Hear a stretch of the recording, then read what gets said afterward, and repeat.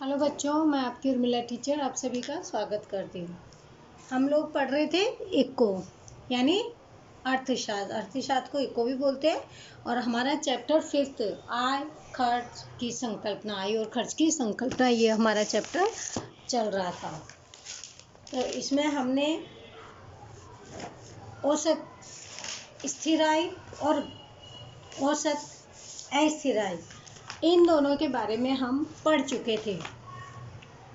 और इनका हमने ये देखो ये वाले डायग्राम भी बनाए थे। औसत स्थिर खर्च का हम लोगों ने डायग्राम भी बना लिया था। अब हम क्या करेंगे, आज औसत अस्थिर खर्च की आकृति बनाएंगे।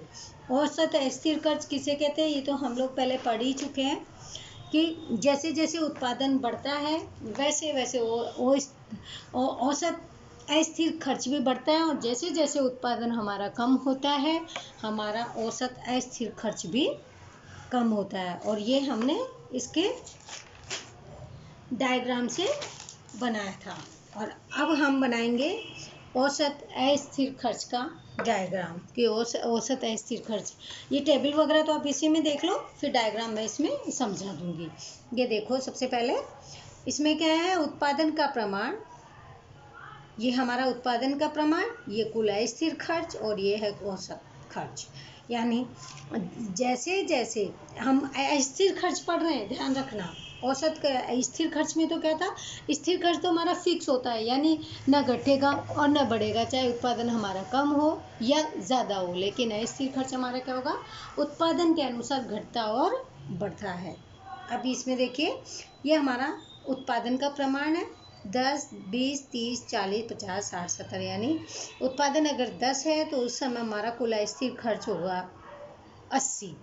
अब औसत स्थिर खर्च कैसे निकालेंगे, हमारा ध्यान हो, अपन ने क्या पढ़ा था इसमें कि औसत स्थिर खर्च का जो सूत्र है, जो फॉर्मूला है, वो क्या था, कुल स्थिर खर्च, यानी कुल जो स्थिर जो खर्च है उसमें उत्पादन का भाग दे देंगे, डिवाइड कर देंगे, तो हमारा निकलेगा औसत स्थिर खर्च। यानी 80 में 10 को 10 डिवाइड कर देंगे, 80 को 10 से, तो हमारा आएगा 8। ये हमारा होगा औसत स्थिर खर्च। और देखिए, कुल स्थिर खर्च में हमारा क्या था, हमने क्या किया था, वो कुल स्थिर खर्च में हमने कुल उत्पादन का दिया था, तो हमारा औसत स्थिर खर्च निकला था। और इसमें भी कुल स्थिर खर्च में हम उत्पादन का को डिवाइड कर देंगे, तो हमारा निकलेगा औसत अस्थिर खर्च। समझ में आया। फिर उत्पादन बढ़ के 20 हो गया, अस्थिर खर्च भी बढ़ गया, 80 से बढ़ के हो गया 150। इसमें डिवाइड करेंगे तो क्या रहा, 7.5। ये क्या है, जो औसत अस्थिर खर्च है ना, प्रत्येक इकाई में बढ़ता है, ये आया हमारा 7.5। फिर जब उत्पादन का प्रमाण हमारा 30 हो जाता है तो कुल अस्थिर खर्च हमारा 210। यानी धीरे धीरे क्या है कि ये भी बढ़ रहा है, उत्पादन बढ़ रहा है तो ये भी बढ़ रहा है, उत्पादन घटता है तो ये भी घटता है। तो फिर इसको डिवाइड करेंगे, 210 को 30 से, आएगा 7। फिर उत्पादन का प्रमाण 30 से बढ़कर के 40 हो गया, उस अस्थिर खर्च भी हमारा बढ़ करके 290 हो गया। तो हमारा औसत स्थिर खर्च डिवाइड करके निकालेंगे तो क्या होगा, 7.25। यानी धीरे धीरे हमारा औसत खर्च भी बढ़ता है। फिर जब उत्पादन 40 हो जाता है, 50 हो जाता है, तो 390 का वो हमारा अस्थिर खर्च है, और उसको 390 में 50 का भाग देंगे तो हमारा आएगा 7.8 डिवाइड करने से। फिर उत्पादन बढ़ा 60, अस्थिर खर्च हुआ हमारा 500, डिवाइड कर देंगे, 500 में 60 का भाग देंगे तो क्या आएगा, 8.33। और इसी प्रकार से हमारा जब उत्पादन का प्रमाण 70 हो जाता है तो कुल स्थिर खर्च हमारा 620 हो जाता है। 620 में हम 70 को डिवाइड करेंगे, भाग देंगे तो आएगा हमारा 8.25। अब समझ में आ गया औसत स्थिर खर्च कैसे निकाला जाता है। अब हम इसको एक डायग्राम के माध्यम से समझते हैं। वही सबसे पहले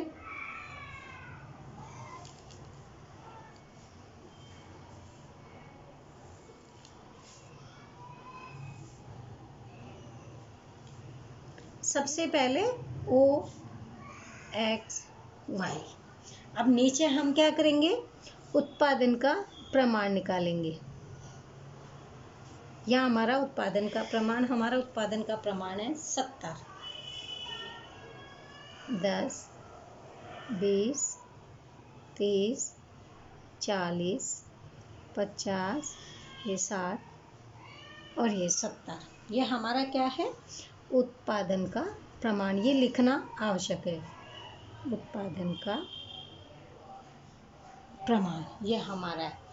दूसरी साइड में हमें क्या निकालना है, औसत अस्थिर खर्च, क्योंकि हमें औसत, हमारे पास स्थिर खर्च तो है लेकिन हमें निकालना है औसत अस्थिर। ये हमने टेबल बना ली। अब हमको डायग्राम कौन सा बनाना है, यही वाला टेबल का ही हमें डायग्राम बनाना है, ना कि हमें बीच वाला ही, ध्यान रखना। तो हमें क्या करना है, औसत अस्थिर खर्च,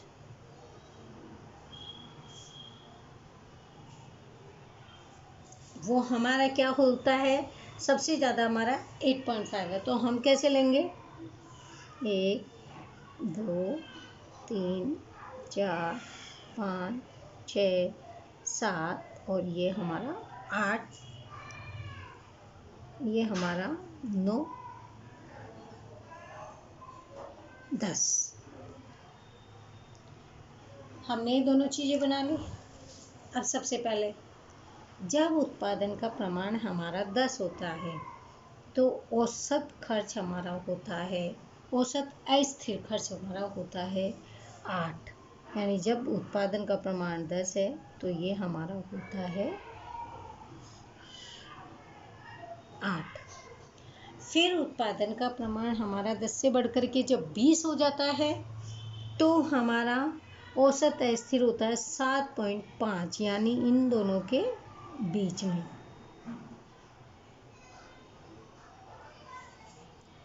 होगा, सॉरी, ये 7 के और 8 के बीच में, क्योंकि आधा है।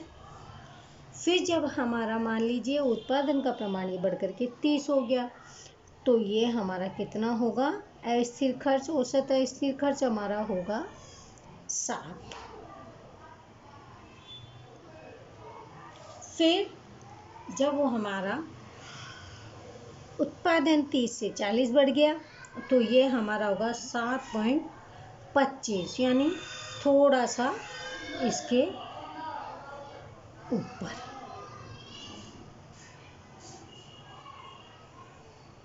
फिर 50 होता है उत्पादन का प्रमाण बढ़ के 50 हुआ तो ये हमारा कितना हुआ, 7.8। ये 50 और ये हमारा 7.8। फिर उत्पादन का प्रमाण बढ़कर के हमारा हो गया 60 तो हमारा जो औसत अस्थिर खर्च है वो भी हमारा हो गया 8.33, यानी ये 8 और ये थोड़ा सा। और जब 70 हो गया उत्पादन का प्रमाण तो हमारा ये भी कितना हो गया, 8.85, यानी ये, और ये हमारा औसत अस्थिर खर्च है।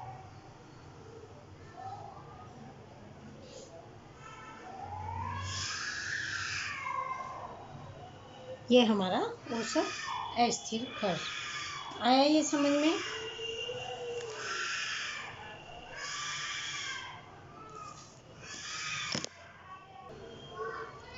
ये हमारी हो गई औसत अस्थिर खर्च की रेखा। अब इसको हम समझते हैं। आकृति देखने से ज्ञात होता है कि औसत अस्थिर खर्च की रेखा शुरुआत में बाईं से दाईं ओर, ये देखो, फिर दाहिनी से ऊपर की ओर। अब ये ऊपर जा रही है, पहले ये नीचे आई, फिर ये धीरे धीरे ऊपर की ओर जा रही है, फिर ऊपर से नीचे, ये ऊपर, फिर ये नीचे, फिर ये ऊपर गति करती है, अर्थात वह ऋण ढाल वाली है, जिससे स्पष्ट है कि उत्पादन बढ़ने पर औसत अस्थिर खर्च शुरुआत में घटता है। ये देखो घट रहा है, फिर किंतु 30 इकाई से औसत अस्थिर खर्च बढ़ने का रुझान देता है। फिर धीरे धीरे खर्च क्या है, बढ़ रहा है। ये देखो यहाँ पे क्या हुआ, कम हो रहा है 23 तक। फिर धीरे धीरे वापस से औसत अस्थिर खर्च, जैसे जैसे उत्पादन बढ़ रहा है ये भी बढ़ रहा है। यहाँ शुरुआत में बढ़ते उत्पादन की दर और इसके बाद घटते उत्पादन की दर का नियम लागू होता है। पहले बढ़ते दर की, फिर घटते दर की का नियम लागू होता है। अब हम पढ़ेंगे औसत खर्च, यानी औसत खर्च किसे कहते हैं। औसत अस्थिर खर्च पढ़ लिया, औसत स्थिर खर्च पढ़ लिया, और अब हम पढ़ेंगे औसत खर्च। औसत खर्च को औसत कुल खर्च के रूप में भी जाना जाता है, यानी औसत खर्च या औसत कुल खर्च दोनों एक ही चीज है। औसत खर्च यह प्रति इकाई का खर्च, यानी जितनी इकाई उत्पादन होगी उसके अनुसार ही खर्च होता है। कुल खर्च को उत्पादन की कुल इकाई से भाग देने पर, कुल खर्च को उत्पादन जितना होता है उसमें अगर भाग दे देते हैं तो औसत खर्च प्राप्त होता है। यानी जितना खर्चा हो रहा है उसमें जितना उत्पादन हुआ उसका भाग दे दोगे तो मिल जाएगा आपको औसत खर्च प्राप्त होता है। किंतु कुल खर्च, यह कुल स्थिर खर्च और कुल अस्थिर खर्च का योग है। यानी कुल खर्च किसे कहते हैं, जो स्थिर खर्च में और अस्थिर खर्च दोनों को जो योग होता है उसे कहते हैं कुल खर्च। इसीलिए कुल स्थिर खर्च प्लस कुल अस्थिर खर्च की उत्पादन की कुल इकाई से भाग देने पर क्या निकलता है, औसत खर्च निकलता है। ये देखिए औसत खर्च निकाला जो हमने। अब इसका फॉर्मूला क्या है औसत खर्च निकालने का, वो है कुल खर्च में से कुल उत्पादन, यानी जितना अस्थिर और स्थिर दोनों खर्च का जब योग होता है वो होता है कुल खर्च। अब उसके अंदर जितने उत्पादन प्रमाण हैं उसको भाग दे देंगे तो मिल जाएगा हमें औसत खर्च। यह इसका फॉर्मूला है। स्थिर खर्च और अस्थिर खर्च यानी कुल खर्च, और फिर इसमें उत्पादन का भाग दे देंगे तो आ जाएगा औसत खर्च। ये AC बराबर TC यही वाला है, ये इंग्लिश में है। AC यानी औसत खर्च, ये रहा। TC यानी कुल खर्च, TP यानी कुल उत्पादन यानी टोटल प्रोडक्ट। एक पीढ़ी में खर्च का रुझान नीचे आकृति में दर्शाया गया है। अब इसके अंतर्गत हम एक पीढ़ी का खर्च डायग्राम के माध्यम से समझते हैं। पहले हम इसको एक बार पढ़ते हैं, फिर मैं आपको इसको डायग्राम को समझाती हूँ। जैसे जैसे उत्पादन का प्रमाण बढ़ता है, देखिए ये उत्पादन का प्रमाण है, ये धीरे धीरे जैसे जैसे बढ़ता है वैसे वैसे कुल खर्च भी बढ़ता जाता है। कुल खर्च ये रहा, यानी कुल खर्च कौन सा था हमारा, अस्थिर और स्थिर, यानी अस्थिर खर्च और स्थिर खर्च दोनों का योग जो था वो हमारा कुल खर्च है। फिर उत्पादन जैसे जैसे बढ़ता जा रहा है हमारा कुल खर्च भी धीरे धीरे बढ़ता जा रहा है।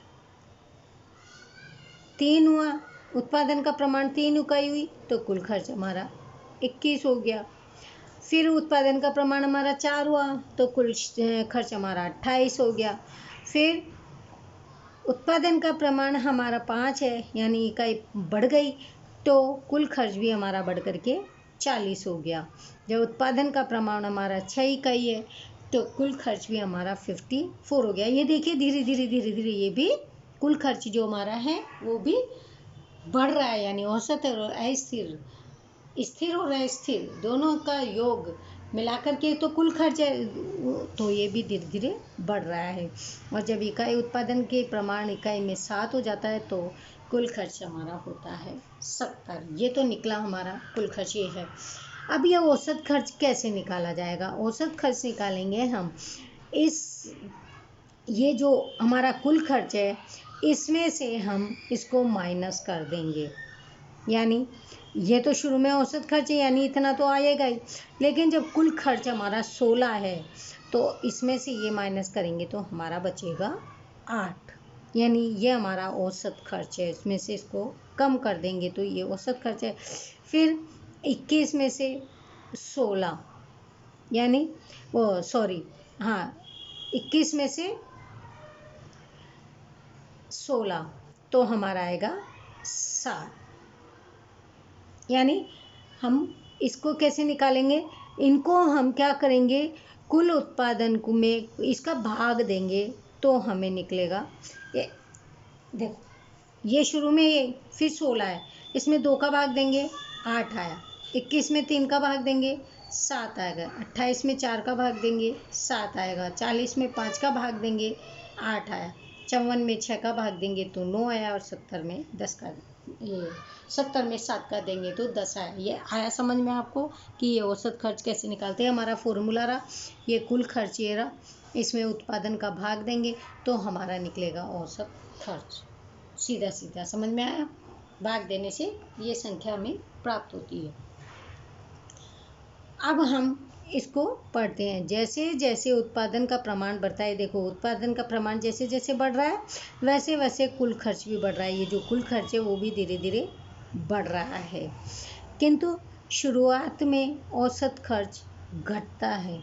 शुरुआत में तो क्या हुआ, देखो घट रहा है, कैसे घट रहा है, देखो 9, पहले 9 था, फिर 8, फिर 7, ये पहले घट ही रहा है ना। पहले तो देखो औसत खर्च 9 था, फिर दूसरा जैसे ही दूसरा उत्पादन किया दूसरी इकाई का औसत खर्च कम हो गया, तीसरी इकाई का उत्पादन किया औसत खर्च कम हो गया, यानी घट रहा है। फिर स्थिर, ये स्थिर हो गया, जैसे 4 इकाई उत्पादन करी तो ये स्थिर हो गया। इसके बाद बढ़ने का रुझान है, फिर यहाँ तो स्थिर हो गया, फिर धीरे धीरे यहाँ से ये बढ़ने का रुझान है, धीरे धीरे औसत खर्च हमारा बढ़ रहा है, ऊपर की ओर जा रहा है। खर्च के इस प्रकार की रुझान के आधार पर आकृति बनाई जाए तो नीचे दर्शाए अनुसार आकृति बनती है। देखो हम इसकी आकृति बनाते हैं पहले, फिर इसको आपको समझाते हैं कि किस प्रकार से ये बनता है। लेकिन ये तो समझ में आ गया ना, औसत खर्च किस प्रकार से निकलेगा और स्थिर खर्च किस प्रकार से निकलेगा, बस एक बार आपको ये समझनी है।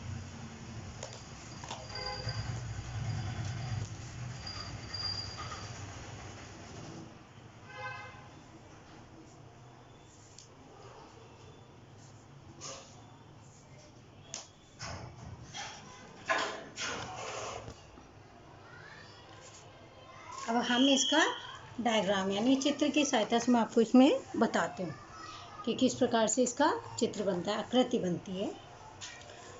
हमें क्या करना है, उत्पादन का प्रमाण जो हम कहाँ लेके आ रहे हैं, OX पर, यहाँ लिखेंगे उत्पादन का प्रमाण, ये हमारा वस्तु की उत्पादन का प्रमाण है।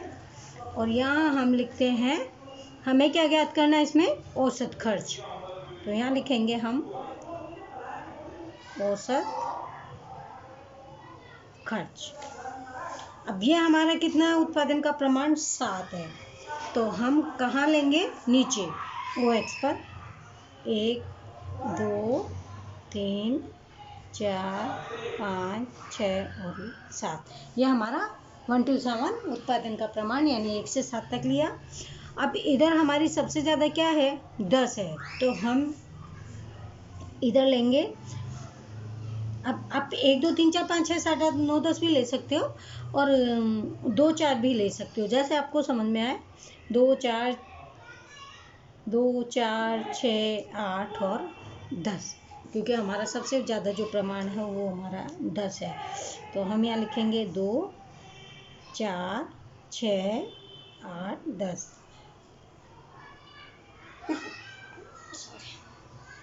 ये हमारा हो गया औसत खर्च। अब हमें क्या बनाना है, हमें औसत खर्च वाली आकृति बनानी है इसमें। तो कैसे बनाएंगे हम इसमें, ये देखो आपके पास बुक है, बुक खोल के रखना अगर डायग्राम बनाना तो, अन्यथा नहीं आएगा आपको। देखो ये हमारा उत्पादन का प्रमाण 1 है, उस समय हमारा औसत खर्च कितना आ रहा है, 9, यानी इसके 8 और 10 के बीच में। फिर हमारा उत्पादन का प्रमाण बढ़कर के 2 हो गया, और हमारा जो औसत खर्च है वो हमारा हो जाता है 8, ये हमारा 8। फिर हमारा औसत खर्च जब 3 होता है, सॉरी, उत्पादन खर्च जब 3 होता है तो औसत खर्च हमारा हो जाता है 7, यानी इन दोनों के बीच में।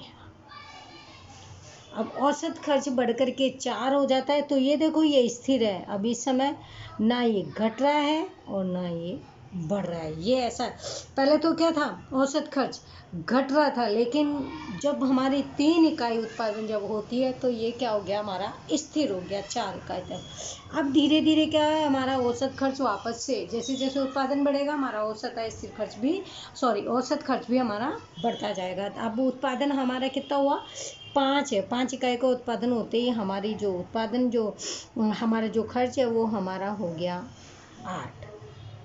यानी देखो अब उत्पादन के साथ हमारा खर्च भी बढ़ गया। फिर हमारा उत्पादन 6 हो गया, यानी जो 5 से बढ़कर के 6 हुआ तो हमारा जो औसत खर्च है वो भी 8 से हमारा 9 हो जाता है, यानी इन दोनों के हाफ। फिर जब हमारा उत्पादन खर्च जब 7 हो जाता है ये, तो हमारा औसत खर्च बढ़ करके हो गया 10। यानी देखो उत्पादन खर्च बढ़ रहा, उत्पादन बढ़ रहा है लेकिन हमारा औसत खर्च घट रहा है, धीरे धीरे स्थिर हुआ और उसके बाद हमारा औसत खर्च भी बढ़ने लग गया। और ये हमारी है औसत खर्च वाली रेखा, ये लिखना नहीं भूलना, ये हमारी औसत खर्च की रेखा है। अब मैं इसको आपको एक बार समझा देती हूँ। आकृति ओ एक्स अक्ष पर, ये देखिए ओ एक्स अक्ष पर उत्पादन, ये हमने उत्पादन का प्रमाण लिया ओ एक्स अक्ष पर, और ओ वाई अक्ष पर हमने क्या लिया, खर्च, यानी जो औसत खर्च ये हमारा है उसको हमने यहाँ पर दर्शाया है। शुरुआत में उत्पादन बढ़ने पर औसत खर्च घटता है। ये देखो उत्पादन तो हमारा 1 से 2 हो रहा है, बढ़ रहा है, ये 3 हो गया, लेकिन जो हमारा ये खर्च है, औसत खर्च है, वो देखो घटने की बजाय नीचे आ रहा है, यानी ये कम हो रहा है, घट रहा है। शुरुआत में कुछ निश्चित उत्पादन के बाद, यानी जैसे ही निश्चित हुआ CD, यानी दोनों में जब उत्पादन 3 और उत्पादन 4 में दोनों स्थिर हो गया, उस समय के बाद औसत स्थिर खर्च घटने की तुलना में अस्थिर खर्च में होने वाली बढ़ोतरी अजीब। अब धीरे धीरे क्या हुआ, यहाँ तो स्थिर हो गया, लेकिन फिर उत्पादन अब हो गया 3 और 4 पे स्थिर हुआ। पहले 1 से 2 पे जब गया तो 3 पे गया तो क्या हुआ, हमारा खर्च कम हुआ, लेकिन फिर ये स्थिर हो गया 4 पे। जब उत्पादन की इकाई 4 हुई तो ये स्थिर हो गया, लेकिन जैसे ही उत्पादन आगे बढ़ा 4 से 5 हुआ तो हमारा जो औसत खर्च है वो भी 7 से बढ़ करके 8 हो गया। फिर हमारा वैसे उत्पादन जैसे ही 6 हुआ, 6 बढ़ा इकाई में, तो हमारा औसत खर्च भी बढ़ करके 9 हो गया। और उत्पादन फिर हमारा 7 इकाई होता है तो औसत खर्च हमारा हो गया 10। कुछ निश्चित उत्पादन के बाद औसत स्थिर खर्च में घटने की तुलना में औसत अस्थिर खर्च में होने वाली बढ़ोतरी अधिक हो जाती है। जो फिर खर्च होता है वो अधिक हो रहा है, परिणाम स्वरूप कुल खर्च बढ़ता है, परंतु स्वरूप औसत खर्च की रेखा यू आकार की बनती है। अब ये देखो ये यू बन जाएगी। अब अगर ऊपर से लेंगे तो ये मतलब आकृति कैसी बनी, ऊपर से नीचे आके फिर स्थिर रही, फिर वापस से ऊपर घूम गई, ऐसे ही होता है ना, स्थिर रह के फिर ऊपर। संक्षेप में शुरुआत में औसत खर्च घटता है, औसत खर्च पहले तो घट ही रहा है ना, 9 से 8, 8 से 7, किसी निश्चित उत्पादन पर न्यूनतम होता है। अब ये देखो वापस से 4 पे बरोबर 7 हो गया, यानी ये न्यूनतम हो गया, उसके बाद बढ़ता है, अब धीरे धीरे फिर वापस से 7 से 8, 8 से 9, 9 से 10। इसीलिए औसत खर्च की रेखा यू आकार की होती है।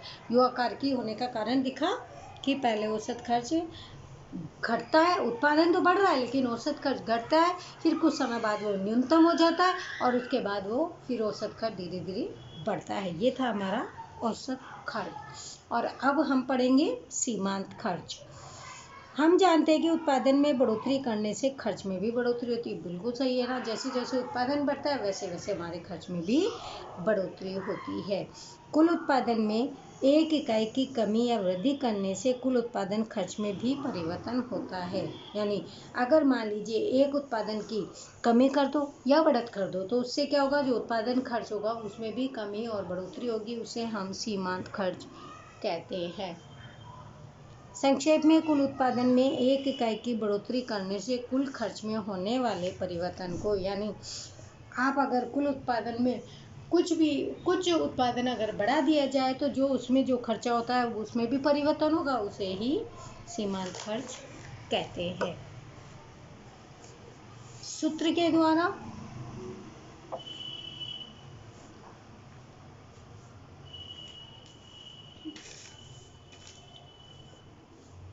हम n इकाई के लिए उत्पादन करते हैं। मान लीजिए किसी भी इकाई के लिए अगर हम उत्पादन करते हैं तो इकाई के लिए उत्पादन करते हैं, उत्पादन खर्च के अंतर के द्वारा खर्च MC ज्ञात करने के लिए संज्ञा का उपयोग करने का ये सूत्र है।